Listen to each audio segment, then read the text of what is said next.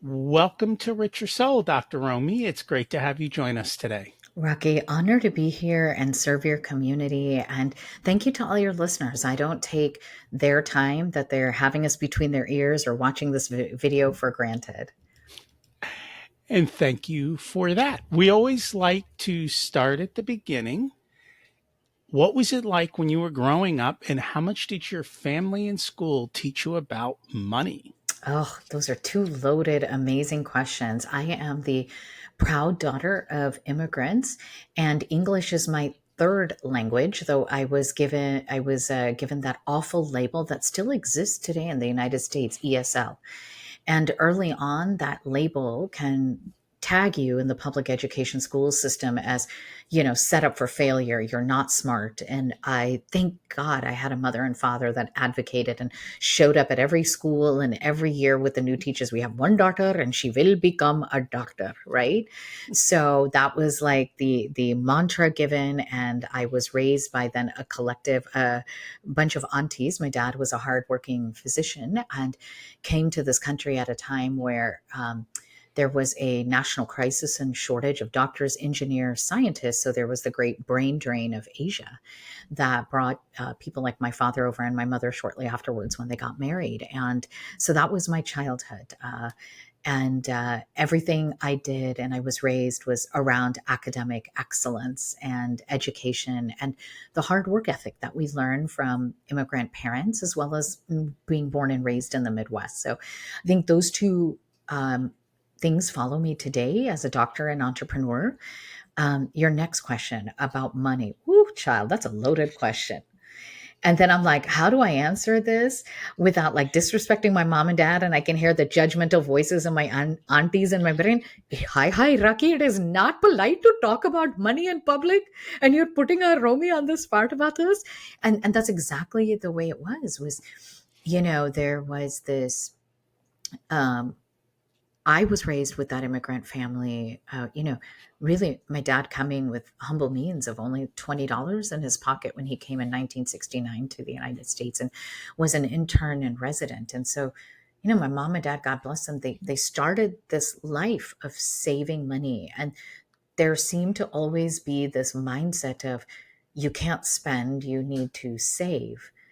And it was also a little bit of a lack mindset. And what's happened now in talking to my mom and dad and their financial planner is they did everything right above and beyond and saved and did well for retirement and all the right things a financial planner would tell them.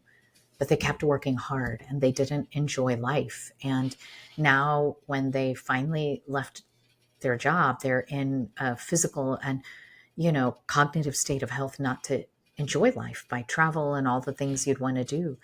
And I think that set up myself and my brothers for this more mindset of I'm earning this money, I deserve to buy it. And and that struggle. So gosh, if I had to be candid with you, Rocky, I would share that. It's funny because I grew up in an Indian community, but that Indian community was a little different because all the aunties would ask, how much did you pay for that? How Oh much God, is your yes. kid making? Right. Oh, of So course. those, Those were and it was I love my Praveen auntie. She taught me about sales shopping. Did your aunties do that? Like we oh, would go yeah. to this amazing store called Marshall Fields, and my cousin was the fun. I would be so excited. Look, auntie, the 40% off rack, and there would be like this thupper upside her head. Hi, are you crazy? 40% off? That's so expensive. Look, there's the 70% off rack. To which my uncle and my dad would be like, it's still 30% on. So yes, for sure. But that was also it, right? But like it yeah. Hmm. I do the same thing to my kids. But you know what? What you talked about, we do have that balance. I've always had the balance of time at work, Hmm. and also we vacationed, Amazing. but we vacationed more the Indian way. Like, okay, how much does it cost for a Disney ticket? It's $100 a day. It's $275 for 3 days, but it's only $325 for 14 days. We're going for 14. right? I've already paid the airfare. I paid for Yes. everything else. I can get value out of this ticket. Yes, and pay 14 days in hotels. Listen, I get it. I will say the one thing I'm very thankful for, knowing that was in my 30s, and we'll get into this. I worked myself to death, literally, and the stress nearly killed me. And when I came out the other side in my 30s, I would work and I would then travel in the pursuit of knowledge and healing. And to this day, Rocky, I think of a lot of money I spent traveling globally to meet with healers and my own education in yoga and mindfulness and global healing traditions. Many places in the world that in a post pandemic world are not as easy and quick to access as they were back then. I have no regrets that I spent that money then. And now that I'm busier in my job as an entrepreneur and helping care for elderly parents, I am really thankful that when I was healthy and limber, I traveled the globe in my 30s for sure. My goal is to be healthy and limber when I'm in my 70s. Yes, to that. I mean, it is. But also, Rocky, I'll tell you now, I don't know what you would say as a financial planner and your background to me. I don't plan to retire from this job. I don't feel like I have a job. I am serving a mission that is larger than myself. And I plan to be learning and writing and speaking and teaching until the day God decides I'm no longer on this earth, and creating impact. And really that's I would be bored sitting at home. And I've watched my dad retire from medicine, and my mentor, Dr. Wanamaker, who is also in the book, in the Busy Brain Cure. And you can see their changes that they have because they left something they loved. And I don't know what you would say to that, but I definitely want to keep working until God decides it's no longer. I grew up with the idea of becoming rich so I could retire early. Hmm. Now I've changed my mindset to I'm just going to do what I love. And because I do what I love, I'll never retire. Yes. Yes. So, yeah, Agreed. Yeah, agreed. Same. Yeah. I'll constantly be learning. I will work on my terms. So Yeah. I've reverse engineered my business that, well, next month I'll be sitting on a beach in the Caribbean, still working, but Hmm. I can do it from there. I can Yeah. do it from anywhere. Excellent. Excellent. Um, Yeah. so we've done that, and Good. my day is scheduled around health first. So Mm. every morning I work out, and it's set up that sorry, I don't take appointments in the morning. I have to go to the gym, Hmm. and after I'm back and ready, and it's Hmm. much later in the morning, then I can do that after I've done all the holistic work and Hmm. Hmm. quieted my brain, which we'll talk more Hmm. about, Yeah. done all my everything else, Your rituals. Yeah. The my rituals that ritual. you need for your health and well being. And I honor that. And I honor that you created a life where you have the luxury to be able to do so. Because the other side of this, Rocky, is your amazing podcast will be shared in my community. And I ain't going to lie, my brother, there's going to be a collective eye roll. Like, must be nice because I also serve people that may be entrepreneurs, but also are loving their jobs in the corporate setting, whether they're teachers or C suite executives or bankers or national sales directors, and they're employed and they're taking care of young children or taking care of the elderly. And gosh, getting away to the Caribbean, they're like, Rocky, how did you do it? And they're going to listen to the rest of your podcast, but they may not have that luxury. And so when I had to engineer how I can be of service to humanity, I chose to go back into the system that spit me out and help other people so that they don't end up in a life crisis like I did. Even when I was working in a W 2 job, I still Hmm. went to Disney for 2 weeks. Hey, Like we used to take, we amazing. would have two times, we would usually take at least one vacation for 2 to 3 weeks. Yeah, If we were going abroad, it would be three. If it yeah, was yeah, US based, it would be two, because after uh-huh. that, we wanted to come home. Yeah. And then at the end of the year, we always would take what we called daycation. Hmm. So Hmm. shutting down for Christmas I into New love that. Year's I love that. Yeah. and relaxing through that period. So And the key is you were utilizing vacation time, which people, even in this post pandemic world, don't do that. So, what a gem, what a nugget to remind people of this basic brain shift. Utilize your vacation time and don't use it to catch up on work. no, Yeah. and so when you made those comments before, you all have a choice. Mm. And I think if you look at Europe, Europe's like, we go on vacation, right? Hmm. They take time off. Yeah. The US is the only people crazy enough not That we don't. to enjoy Agreed. life. And Agreed. honestly, even in my business now, our theme is work less, make more. We don't Amen to believe that. in grind culture. Yeah. I think in corporate, more often than not, most of what they're doing is useless anyway, so they can just Mm. stop doing it.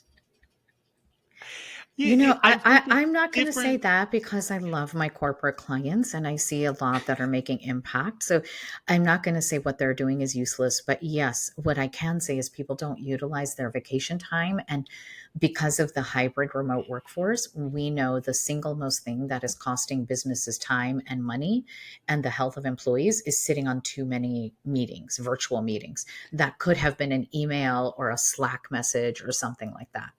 When I talk about useless, that's what I'm talking about. Yeah. Yeah. Useless meetings, Yeah. useless paperwork that serves zero purpose. Yeah.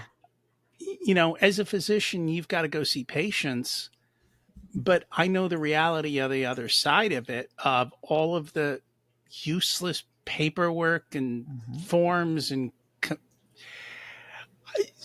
people don't know how wrong medical records are because the only way you can get the test you want is by hitting all the boxes to get it. Right, that's the kind of stuff that becomes useless, Yeah, right? and can contribute to burnout, right? It's Yes, of course it this does. bureaucracy, and by the way, not just in healthcare and in every industry. And so yes, it's that is what can contribute to the bureaucracy. But yes. I would say there's probably a ton of burnout in the healthcare Mhm. paradigm, and there are a whole variety of reasons, but we're So not going to go I've into so all of it it. actually let's visit that Okay. because people hear I'm a doctor and I survived burnout and I gave the one of the first TED talks on that subject matter. So they tend to focus on healthcare in a post-pandemic world. But I've been studying stress and burnout in the workplace now for almost a decade. And it's not just healthcare. In fact, during the pandemic and the post-pandemic world, more than healthcare, it's our teachers and education, K through 12 and universities, undergrad, as well as the first line responders. So, but no industry is immune to the mental health crisis and burnout. And in our data collection, when we were researching the Busy Brain Cure book, we did the Busy Brain test assessing chronic stress levels, burnout, and 17,000 adults, working adults, all likely W-2 employees, not entrepreneurs. And it was consistent across every industry. So there wasn't one industry that was doing better than everything. And we serve oil and gas, finance, fintech, insurance, healthcare, hospitality, tourism, you name it, right? So I really want to be clear on that nobody is immune. I didn't Yeah. want to make that assumption. It's Yeah. just I know what's happening in healthcare that has tr- Absolutely. and Yeah. and I think part of that is people. I say that because I don't think people realized what's happened in healthcare behind the scenes and the changes that Hmm. have occurred over the last Decade. Yeah. more than decade that I've Hmm. seen the Hmm. massive shift going on. Hmm. So you also made a transition. You left traditional medicine and went more Hmm. to stress management. What was that all about? So, I entered neurology, Rocky, at a time where less than 5% of the brain doctors in the United States were women, and I loved my job. In addition to seeing patients, I was a avid researcher looking at the effects of women's hormones on the brain health and epilepsy and migraines. I was teaching medical students, and I was chronically sleep deprived. To your point earlier, that toxic grind culture that is pervasive even today in medicine and tech and a lot of industries, global industries. And I was pushing through the negative, maybe mental health effects of chronic stress. And then the physical symptoms started. And if people will give you a link to share the TED talk in the uh, from 2014 in your show notes, but they've seen it by now. It went viral. Was it? I learned firsthand that chronic stress will cause disease and can kill you. And I ended up in life-saving surgery in 2010. And I remember being in the hospital following cardiothoracic surgery, thinking nothing I learned in medical school is going to help me get out of this. And none of the adulting skills I have is going to help me either. And what do I do now? And in the pursuit, and people will read this in the book in chapters 3, 4, and 5, in the pursuit of finding the answers to heal my burnout and avoid it again, I ended up getting exposed to the science of the global healing cultures and went back and did a fellowship in integrative medicine, learning the science of wellness and bringing Eastern and Western medicine together. And then as I was seeing patients here in Orlando, I no longer am. Companies started to call and be like, "You're onto something with the stress management thing. Come teach our companies how to meditate and be mindful." And I was about 5 years ahead of the curve. And then the pandemic happened, and all of a sudden, I wasn't this out of box speaker. Or I wasn't this weird situation where a doctor is a chief wellness officer in a hotel management company. It was, wow, Dr. Romie, what have you figured out? And come help our employees, because nobody wants to hear, oh, just eat berries and breathe, Rocky, and everything's going to be fine. And in case that doesn't help, here is an Instagram reel of another puppy hugging a baby to make you feel good and keep scrolling and trolling and lose more productivity, right? Nobody needs to hear that anymore. And that's where that researcher doctor in me kicked in. And here we are today with a revolutionary idea to actually heal the burnout in both entrepreneurs and in the workplace and disrupt the mental health space too. What do you think is the cause of all of this across so many different industries and Yeah. occupations? So we break that research down into the book. It's basically, prior to the pandemic, our brains were not at capacity. It would be like an acute stressor, like a work deadline coming up, or, a family illness or something. And your brain could reset back down to a calm station. That hasn't happened in this post pandemic world for a myriad of reasons. The 24/7 news cycles, social media, that we're connected to digital devices, 24/7. And that has reset our brains to being at a chronic stress level.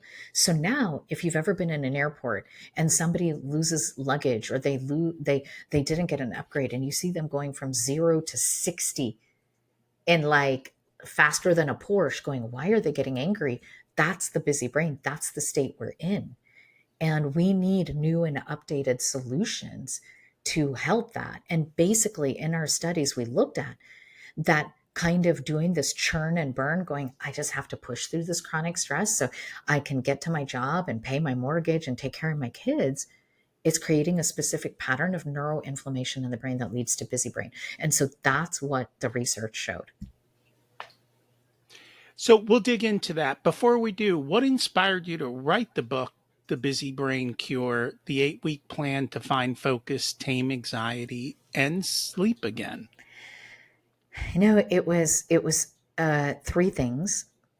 Was It is a privileged life that I get hired and paid to give keynote lectures in corporate America or run my 8-week program for corporate clients. But then people would be leaving wanting more, being like, how can I share this with my family or my spouse or my adult child? So I think that was this idea of wanting to serve. And two, I mean, let's be real, Rocky. The pandemic happened, and all of a sudden, my business came to a halt, like financially and figuratively, because I used to get on planes and go to company meetings and be the keynote speaker. And even my consulting agreement came on hold. So I'm sitting at home, and now companies are starting to call, and we're having to figure out this virtual thing. And I'm like, whoa, I can collect data really quickly and effectively right now online. So the researcher in me kicked in. And then, I mean, I got to be real. I think I'm kind of like you. Like, I couldn't lose any more brain cells on Netflix after I got through Tiger King. So I did what I knew how. I'm a geek girl. I'm like, let me open up my books and go to the research, and let's research a solution. And I was like, there isn't anything like this out there. All the books on stress management and burnout are just giving us the same solutions over and over again. Mindfulness, emotional resilience, go to bed. And I was like, there's something missing. How do I do this without putting people on a diet? And the book came. And I think the last thing I'll tell you is authentically, I remember being in that toxic place, Rocky, and there wasn't anybody at work. They didn't have a work culture like what you've built in your own business of asking if I was okay. And I felt so alone. And I thought, you know what? If I write this book and somebody reads my stories and all the stories of transformation that are in the book, maybe they'll realize they're not alone either. Nice. What I have noticed in the world is everybody wants a prescription. Mm, They don't want to always do the work. And mm, when I read the book, I was like, oh, the symptoms tend to be ADD, mm-hmm, insomnia, mm-hmm. anxiety, Yep. and most Mm-hmm, people are treating it with over the counter mm-hmm, caffeine and alcohol. mm-hmm. No judgment, but that's the truth, right? It's the truth of what's happening. Yeah. But I don't think people look at that and go, oh, these are symptoms and Mm-hmm, these are prescriptions. mm-hmm. There's a way out. Out. Yes. So we talk, how do you know you need a busy brain? Can you start your morning without caffeine? And, they may say, Rocky, oh, it's just 1 cup of tea or coffee, but really they're chugging energy drinks in the background. Or if that fails, a doctor gave them a prescription for a stimulant like Adderall or Ritalin. And then you're anxious all day and you can't focus, multiple browser windows open on your computer and in your brain, and you're so anxious, you're stuck in analysis paralysis or perfectionist tendencies, as highly intellectual people tend to do. And then you can't take the edge off, and you're like, ooh, let me have a glass of wine or 3 when I go home, or a prescription sleeping pill or anti-anxiety pill. And you try to put your head down on the pillow, and there's 72 warring conversations going on in your brain, and you can't sleep, or it wakes you up in the middle of the night. That's a busy brain, and that's not normal. And you're stuck on what I call the stimulant-sedative cycle. You need stimulation all day long, caffeine, Ritalin, constantly touching your phone for that dopamine hit. And then you need a sedative at night. And that is destroying not only our brain health, but our sense of purpose and living, as you talk about so well on your podcast and your following, Richer Soul. So, how do we make that shift? How do Yeah. we get off of the That, hamster wheel yeah. and start to enjoy life? So the first thing I'll say, Rocky, is I made that mistake, right? I had all my uncles that were like, oh, Berta, you're burned out because you are in academic medicine. Jump to another hamster wheel, leave academic medicine and go work in a community hospital. It'll be less stressful. So the first thing people do is say, I'm going to leave this marriage. I'm going to leave this job. You can't leave your child, but you do that and you think, I'm going to jump to the next hamster wheel. That's not the answer, because you have this euphoria in a new relationship or a new job or a new city you move to for maybe 6 to 9 months. And the reality hits and you're like, wait, I'm still stuck on the stimulant-sedative cycle. Things aren't any better. What happened? And so I think that's the first step, is realizing it. The next step we do is, I'm pragmatic. I'm a numbers person like you in finance. I want to put a number to it. So you can take the Busy Brain test for free. We'll give you a link in the show notes. It's all over on my social media. This is the test that we used for research in 17,000 individuals. Get a brain score and see, is your score above a 30? I want to just know what your brain number is, so then we can put you through the 8-week protocol and look at the 5 key areas that are disrupted when you have a busy brain, figure out what it is, and then help you. How many people score less than 30? In our 2-year period, it was 6% of people.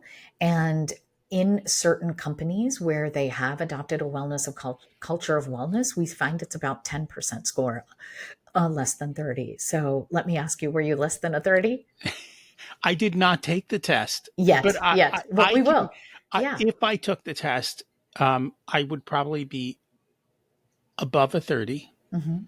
just Thank you for that because honesty. Yeah. I'm Most of us are. naturally just doing a million things. Mm. But I also have learned to stop. Like Hmm. I'm done it. Like I said, Hmm. I don't start till X time. I'm Hmm. done at X time. And if I I don't actually was surprised. finish, You might be surprised that you're less than a 30, because here's the thing high achieving professionals like you and I think is, I'm not here to tell anybody to slow down, because we're high achieving professionals. If you have goals and you want to succeed in your profession, as a parent, in your philanthropy, I'm just here to say you can succeed without burning yourself out. And mm, you're an example, is that you created brain shifts that work for you and your circadian rhythm. You know what's your optimal time to start cognitive work in the morning, and you've adjusted your entire schedule around that. So you might be surprised, right? And we don't know until you have get the score. And so that's the first step I would tell all listeners, is get a score. I do sleep. And I There you go to go. bed relatively, compared to, I guess, everyone. I go to bed relatively early. My goal is 10 p.m. Perfect. And Yeah. I'm up before 6, but Perfect. honestly, there were like this last week, I think, I guess, was busy Hmm. because this weekend both my wife and I slept in till like 10 a.m. Okay. And Like, sometimes you need that, but like it yeah. sounds like for the most part, that's week 2 of the protocol, is the 7-day sleep challenge, and we use the cognitive behavioral therapy for insomnia techniques and key supplements to reset their circadian rhythm. So when someone has a score above 30, we know you have a pattern of inflammation in the brain, neuroinflammation, that's disrupting your circadian rhythm and hormones in your entire body. And that's the key of a busy brain. That's why eating berries and breathing doesn't work. So you're already, without having met me or just read the book prior to it, you and your wife were already doing the brain shifts, setting a regular time for your circadian rhythm and brain to sleep and wake up. For the most part, right? We're human. We all have situations arise, children, work, travel, something, but for the most part, you're consistent. That I am. And but Hmm. I also built that intentionally and have Yes. alarms and, Yes. things. Same. My phone, I don't like my phone's on permanent silent. So Nice. it doesn't ding and ring and all of Yeah.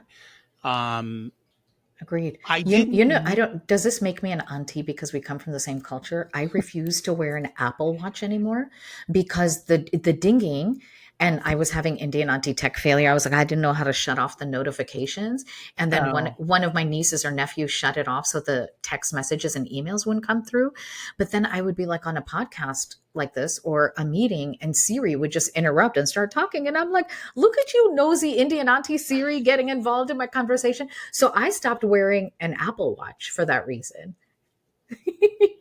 I haven't worn a watch in a long, long time. I Uh-huh. started wearing a watch recently, and I started wearing it as part of working on my diet. Okay. So it Yeah. was A, to start with steps. Mm-hmm. I got the new Apple Watch to track sleep and sleep. Also, how much is REM? How much is this? How much is that? This automatically at night goes into sleep mode. So at Mm-hmm. night, like Mm-hmm. even if I hit it, it's just Mm-hmm. like you're asleep. Leave me alone. Okay. Like it won't do that. And during the day, it's also on silent because the phone's on silent and this is on silent. So it will rarely buzz or beep Annoy or you. and Yeah. Siri doesn't talk to me because Yeah, I don't because want to talk you to don't have Siri. like a nosy Indian auntie following you around. So readers are going to No. get a heckle in the book, is when I have a busy brain, or anybody, that's when the voice of judgment or your inner critic or lack of confidence comes out. Mine's the voice of the judgmental Indian auntie. So you'll read all the fun stories of what happens when Romie has a busy brain. And towards the end of the book is when we quiet the busy brain and brain shift, it turns into the voice of wisdom and hope Hmm? always, you know? Mm-hmm.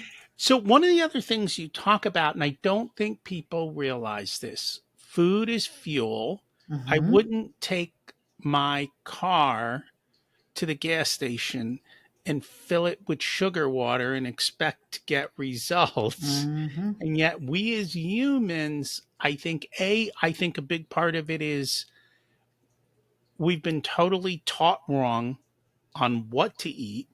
Oh my Even if God. I look at what the Yep. government says you're supposed to eat, It's really useless. bad. Yeah, you're eating too many carbs. They've vilified fats. You're right. Yeah. And Well, go ahead. fat is Sorry. good. Yeah, fat is not the enemy, and we need to be clear about that. So here, let me back up is I want people to know the busy brain cure does not, I want to repeat, not involve a diet. Diet is a four-letter curse word in our world. And I say this for two reasons. As a brain doctor, when you're put on any diet plan that has restrictions, a cleanse, something like that, it actually creates trauma tracks in the brain along with that food item and can raise stress hormone levels, number one. But number two, I'm a chief wellness officer in a company for over 7,000 employees. Belonging is so important in the workplace or even in families. And I want the vegans and the paleo and the carb lovers and the chocoholics and the I'm confused what to eat people all to be able to sit and have a meal together in the workplace and all feel like they belong. And most of the diet plans that are promoted here in the West don't account for cultural sensitivity, our ancestry, people's different food preferences from their religious viewpoints, etc. And so please know that Rocky and I are not talking about a diet. I created these brain shifts or micro habits to allow you to eat comfort food and foods that feel good to your spirit. What we did do though was biohack the exposure of your brain to spikes in insulin and glucose. That was key. And this is really important because you're like, oh, I'm going to tune out this part of the podcast because I'm not diabetic. No, like the brain sensitivity to sugar and caffeine, we really have to monitor long before someone does or does not develop diabetes mellitus type 2. And we were chatting before we hit record. I'm currently wearing a continuous glucose Mm-hmm, monitor that mm-hmm, tracks my glucose 24/7. mm-hmm, It's part of me trying to figure out what causes me to gain weight, what mm-hmm, causes me to lose weight, how does my body react to foods mm-hmm. in different ways. And then the second thing I added on top of that, and we did an episode on this, we had another physician come on and Mm-hmm. talk about it. She was a bariatric surgeon. Yeah. She recommended the lumen.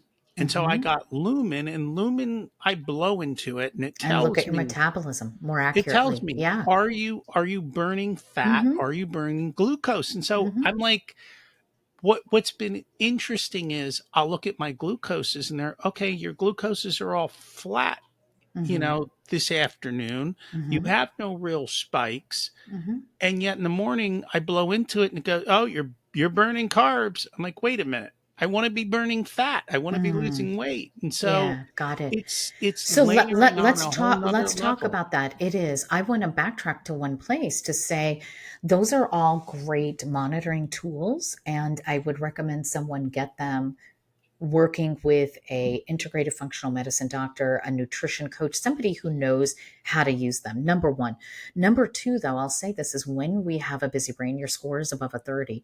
We know the neuroinflammation that's in your brain and your hypothalamus affects your entire biological clock. So not just your sleep wake cycle, which we reset in weeks 2 and 3 of the protocol, but it's actually affecting your metabolism, your leptin and ghrelin. So it's not your fault that you're craving sugars or someone listening to this is. It's how your brain was reset to need to refuel. And so when we restore sleep, we then start to restore some of those hormone imbalances.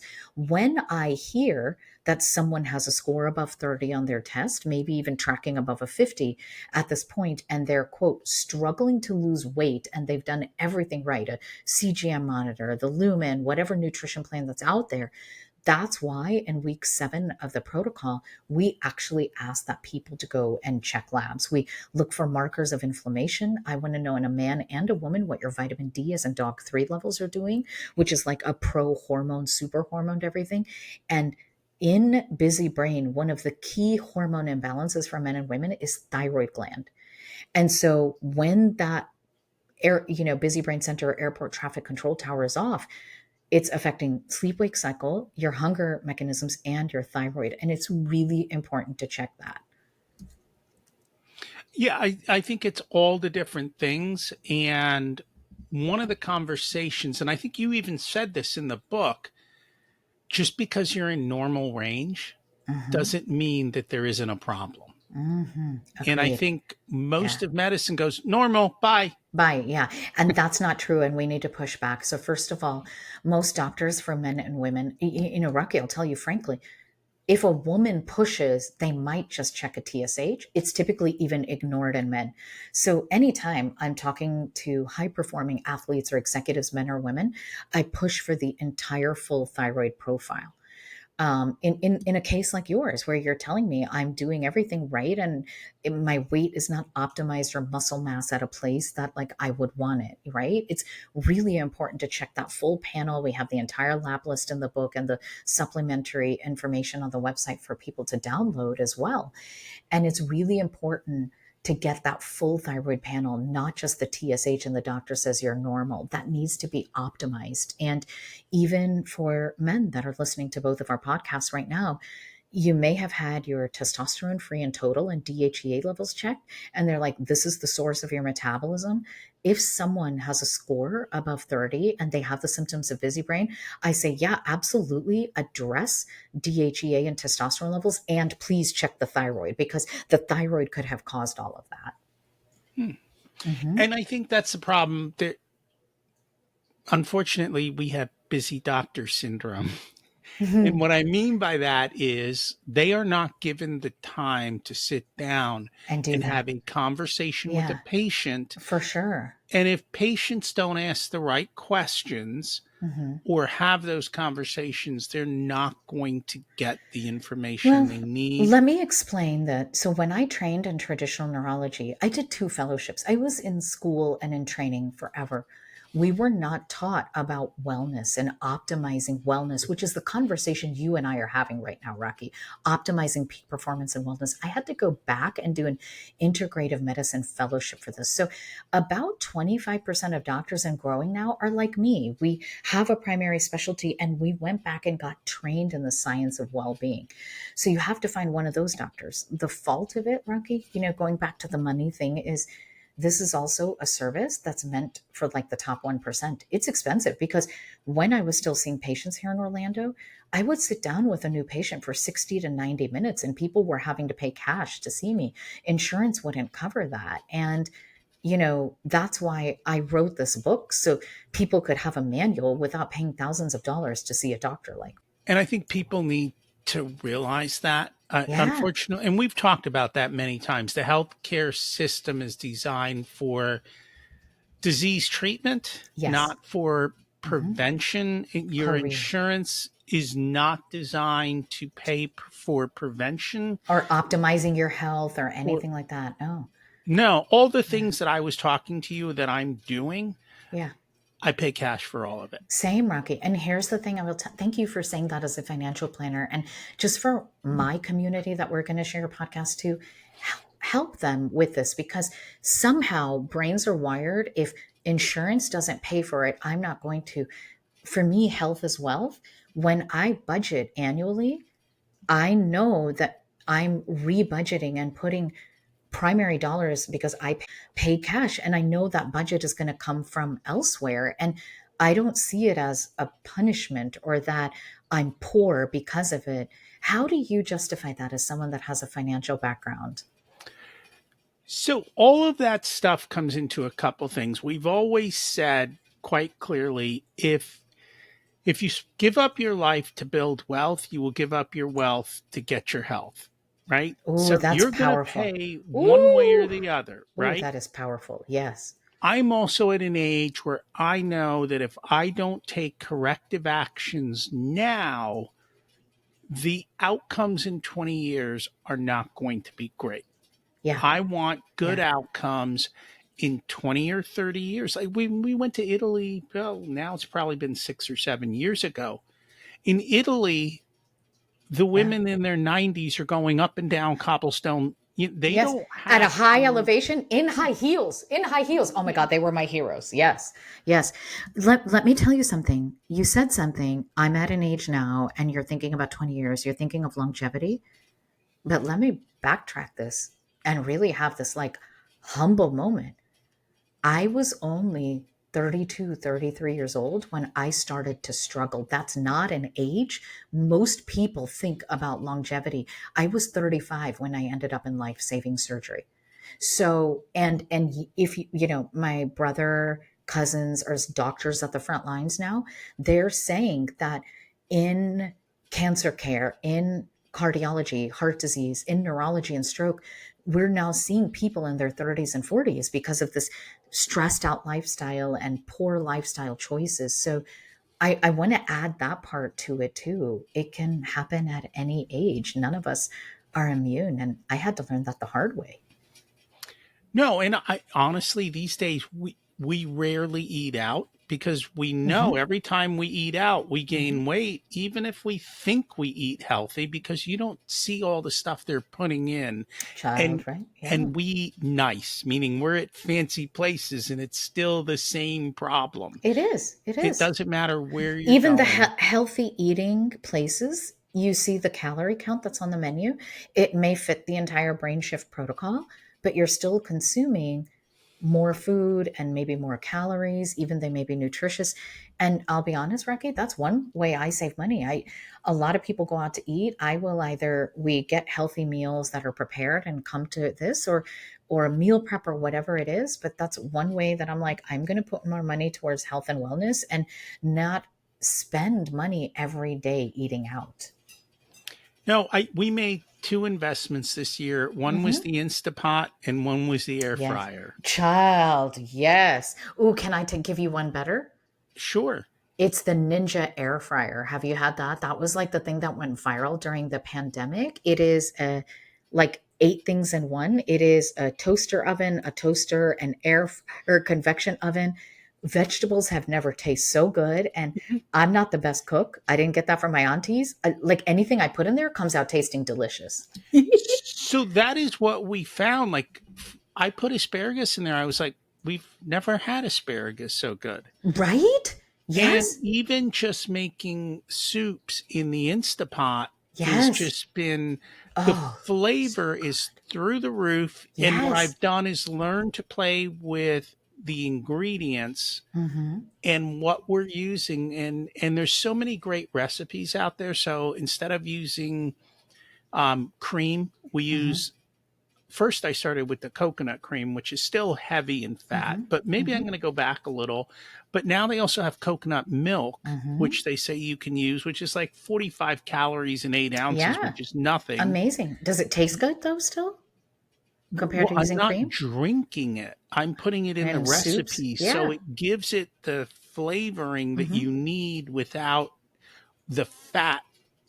Yeah. Does a super full fat one taste different than this?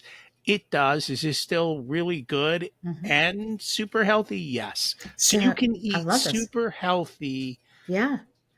at a with reasonable trade-offs. And without making a mess in the kitchen or spending 3 hours there, because that's not my joy to be No. cooking and cleaning up. Here's my thing is, in week 6 of the protocol, we talked about sugar. We talk about adding 1 to 2 servings of healthy fat. Coconut oil is on that list as a medium chain fatty acid and healthy for you.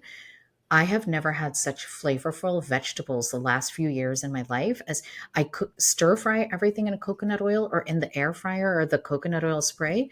It tastes divine.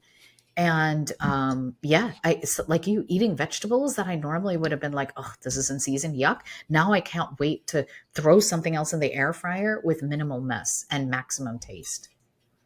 And that we figured out what do we like, Hmm. what fits our calorie counts Hmm. and our macro counts of hitting all Hmm. the different things that we do. And Hmm. I eat very low carb. I have for years, just because I've known better to Hmm. stay to the low carbs. Hmm. Doesn't mean I don't cheat. When we travel, we cheat. We So here's enjoy the thing. life. I don't call it cheating, by the way, Rocky. I call it comfort food. And that's part of the brain shift protocol is 1 to 2 meals a week. Have the comfort food. so that you don't use the word cheating in your brain. So it doesn't feel like I'm having this life changing meal of all this pasta and gelato in Italy and I'm cheating. No, it's comfort and it's tied to a positive memory. So I don't call it that. We call it scheduling comfort food. And people actually see their markers of inflammation stabilize or reduce even while eating comfort food on the brain shift protocol. Now, Italian gelato is actually a lot healthier than anything you get here. And life changing, let me tell you. Oh. Well, their cows are different, and the way they do things is Well, different. this is another podcast topic for another time with another expert, but in simple terms, there are 142 ingredients that go in the processed foods that are allowed in the United States, in our produce and our packaged foods that are outlawed in most other countries. And so it's why, so many of, our integrative medicine clients are sensitive to wheat or gluten, and they go to Europe or Asia and they have no problem eating the bread and the wheat. So, but that's, like I said, another topic for another time. And it's true because you can go to Italy and eat pasta and lose weight. Yeah. And so that it's well, and it even comes back to what's in the meat. Hmm. So you can go buy technically healthy meat, Hmm. but what they fed the animal isn't exactly healthy, and that doesn't show up anywhere Hmm. except in your body after Hmm. you eat. You Hmm. know, the Yeah. animal that has the equivalent of busy brain for animals or whatever. Yeah, it is. It is. I mean, like I said, we could go down that rabbit hole, but I'm here with brain shifts or micro habits to keep it easy. And so I want people once to twice a week without guilt or shame to eat the comfort food, to have that joy in life and not rob yourself of joy. So, what are some of the other steps that we haven't talked about that we should cover? I think we've got it, but the key is step one is to take the busy brain. Step two is to start with sleep and circadian rhythm and to do the 7-day sleep challenge. And then the other one is I would teach meditation and mindfulness. And even early in the protocol, this was there, and we would lose people because they're busy brain. And so, one thing you'll see in week 4 or in chapter 13 of the brain, we talk about training your brain to do a brain pause during the day. And if you have a busy brain, to actually use sound healing or binaural beats, studies have shown to be helpful. So, for all the busy brains out there that are like, Dr. Romie, I tried meditation and failed. You didn't fail at meditation, but we found that this can actually help you focus and retrain your brain for attention, especially those that are feeling that they might have, do I have adult onset ADD and it's a busy brain? And remind me because I don't remember. Did you do or did you talk about breath work at all? So, yes and no. I talked about learning mindfulness and meditation in Cambodia and becoming trained in mindfulness based stress reduction in chapter 5. And yet, the hundreds and thousands of people that would hear me speak saying, I tried meditation and I failed. And so that was this idea of I need to reset the busy brain so that you can actually feel it. Because what we know is when we have this pattern of neuroinflammation, we need to hit the 5 key areas and shift: sleep, hormones, inflammatory markers, food and fuel, and technology, the shift protocol. And sure, add breath work after that. But this is meant for people who are saying, Rocky, I tried the meditation, I tried the breath work. Okay, maybe I felt better in that moment, but I'm still having difficulty focusing during the day. I'm still needing caffeine. I still can't sleep well at night. Well, it's not always one thing. I will admit I'm not really much in the meditation space in the traditional way, Mm-hmm. but I've taken courses on nervous system mastery, and all the nervous system mastery courses are all based on different types of breathing, Agreed. which will Agreed. cause Mm-hmm. shifts in your Yeah. physiology. So So that's it's the not, acute stress model that I was talking to you about, right? yeah. And I mean, I'm with you and I agree with all those models. And I teach breath work to athletes and executives. And Rocky, there's something else deeper going on that we need to get to the root cause of. Oh, I don't doubt that. I'm just Yeah. saying that But there, yes to that. Yes to the vagus nerve. therapies and calming that down. But that alone, shifting from sympathetic overdrive to parasympathetic overdrive, is not going to cure this particular pattern of neuroinflammation. No, it's just one part of Yeah. many different things But that you it is kind of not have a to do. part of this eight This step training. protocol. Yeah. This 8 step protocol is simple, easy micro habits that stack upon each other for the busy professional to make you a more productive professional, and that it won't get in the way of your life. And so that you are focusing again. You've healed the anxiety. You're falling asleep and staying asleep again. And it surprises me how many people actually suffer those things, but I don't think we talk about it, do we, societally? No, we don't. And that's why I'm so thankful you have me on your podcast. And I'm thankful for all the companies that hire me to speak, because it's like you hear one story and you see yourself in that story and you're like, oh my God, that's me. I thought I was failing at my job, or I'm not performing at my peak anymore. And there's a solution. And that's what we're here talking about today. So thank you. And we didn't really talk that much about digital detox, did we? We didn't get to that step. No. So why don't we just take a second here and just talk, what is the digital detox step all about? Yeah. That was one of the first studies I did when I had this concept of busy brain at Evolution Hospitality. When I became chief wellness officer, we took 500 leaders in an industry that doesn't shut down. Hotels are always open, and asked them to shut down their digital devices 30 to 60 minutes before bedtime. We didn't change sleeping pills or supplements or anything like that. And we found the half of the group that did that, their scores for workplace happiness, stress reduction, anxiety, sleep, everything improved. So we enter that in the protocol with you do the 7-day sleep challenge. And then we ask you, you've set a time to sleep now, 30 to 60 minutes prior. Is could you turn off all the digital devices that you're using, including the television?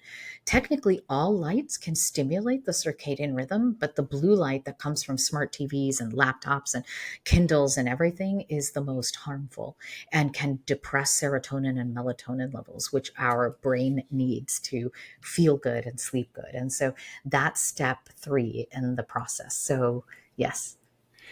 Do blue light glasses make a difference? No, unfortunately not. They can help during the day for eye strain or headaches a little bit. But as far as blocking the negative impact of inflammation that goes from your retina to your hypothalamus, the answer is no. Okay. Are Mhm. there other things that are popular like that don't actually work? There's probably a long list that we can't get through in the podcast, right? That's why when I had time during the pandemic, I sat down and researched them and figured out the 8 most impactful micro habits. You brought up 2 things. We brought up 3 things on this podcast that are a maybe: an Apple Watch or an Aura Ring to track sleep, a CGM, or the Lumen. You are making it work for you.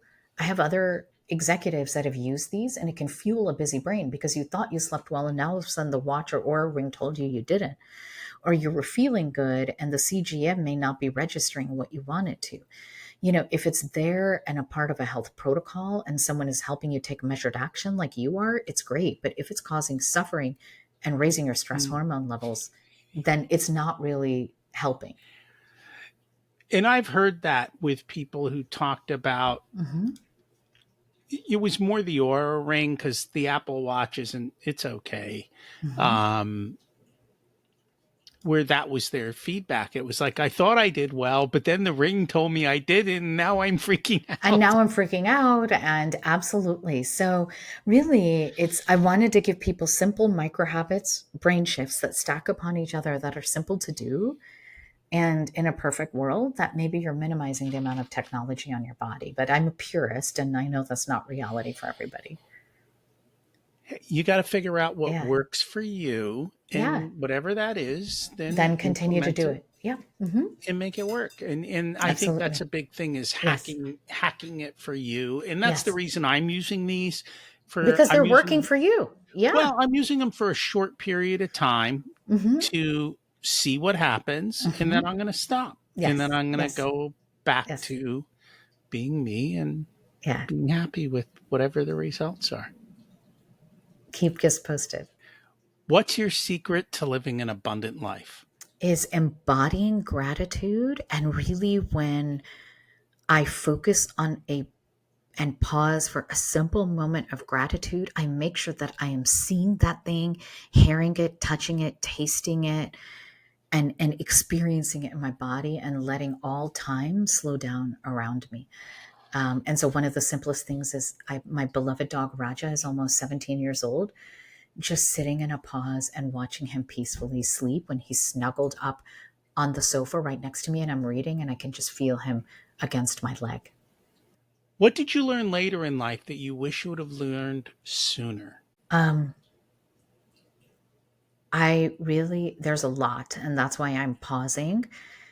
But I wish 10 years ago I had the confidence to be more authentically me and not feel like I had to live a life that would be honoring some of the traditions of our culture that don't fit me as a single divorced woman who has a public platform, feeling like I had to play small, and I had really stepped into my voice, because as I started to do that, it empowered women and girls around the world. And I wish I had been more authentic in my confidence and my voice 10 years ago, but it's never too late. And I'm doing that now. If you were to give an 18-year-old one specific piece of wisdom, what would it be? Love yourself unapologetically, radically. Learn what radical self compassion is and practice it daily. If people would like to learn more about you, the book, the TED Talk, the test, all of that stuff, where should they go? I'm Dr. Romie, Romie. My website's drromie.com or Dr. Romie on social media. The Busy Brain Cure is now available globally where you buy books published by HarperCollins, both in the United States and Canada and globally. So it is a hardcover, Audible, Kindle, and get a copy for yourself and share a copy with your doctor so that they understand we can stop the stimulant-sedative cycle and you can succeed without burning yourself out. Thank you so much for joining us today. Thank you, Rocky. It has been a blessing to be in your space. Thank you. Thanks for checking out this unedited video of the Richer Soul podcast. You can find the full episode along with all the back episodes at richersoul.com. This podcast is brought to you by Profit Comes First, where we help business owners to have a more profitable and growing business so they can live the life of their dreams. Check that out as well wherever you listen to all this content.